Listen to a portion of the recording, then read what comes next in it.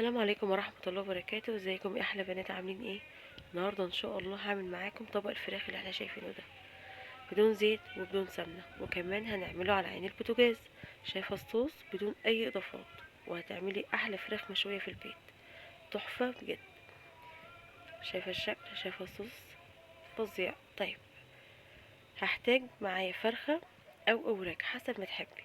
عندي الوراك بتاعتي كاملة زي ما انت شايفة كده. اهم حاجة الجلد بتاعي يكون كامل علشان يحمل معايا السوا. عندي البصل بتاعي حسب الكمية اللي انت تفضليها.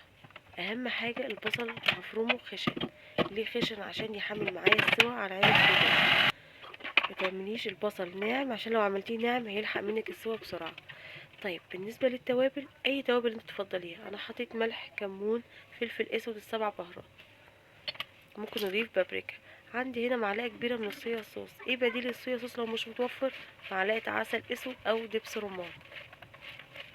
تمام، هبدأ ادعكها دعكة كويسة جدا، واجيب الفراخ بتاعتي وابدأ افتحها فتحات بسيطة، علشان طبعا انا هعملها على عين البوتاجاز علشان تستوي معايا كويس بالشكل ده. وشايفة الكفر مش متقطع.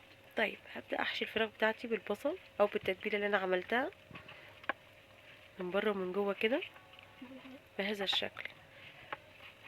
طبعا مضفتش اي اضافات للبصل بالشكل اللي احنا شايفينه ده. التتبيله دي مش محتاجه ان انت تخليها، بس انا خليتها زي نص ساعه او ساعه، مش اكتر من كده، لان الطعم فعلا هيبقى فوق الرائع في الوصفه دي. طيب، عندي صينيه هنا سخنتها كويس جدا، وابدا ادي صدمه بالفراخ بتاعتي. اهم حاجه الصينيه بتاعتها تبقى سخنه. خلاص، وابدا اجيب الورق الفويل واكتمها، او بمعنى اصح اعمل لها كمره، اكمرها كده عشان تنزل ميتها وتستوي منها فيها.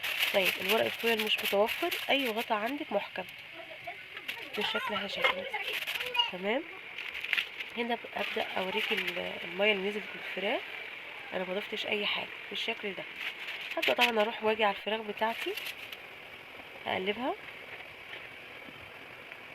على الجهتين حسب ما بتاخدوا اللون، الجنب ده والجنب ده. تمام تمام. طيب، انا ما عنديش صينيه تيفال او جرانيت، عندي ألمونيوم. بخلي جنبية كوبايه ميه، بحيث كل ما الصوص بتاعها ينشف بحط سنه من الميه لحد ما توصلي للمرحله اللي انت شايفاها دي. حلوه قوي، خدت لون. خلاص، بدأت اقدمها بالشكل احنا شايفينه ده. عايزه اقولك ان الفراخ دي فعلا مطلوبه مني تاني، حلوه جدا، طعمها رائع. يا رب يكون عرفت فيه افيدك. متنسينيش في اللايك والاشتراك وتفعيل الجرس علشان القناه وقع مني خالص. تمام يا بنات، السلام عليكم ورحمه الله وبركاته.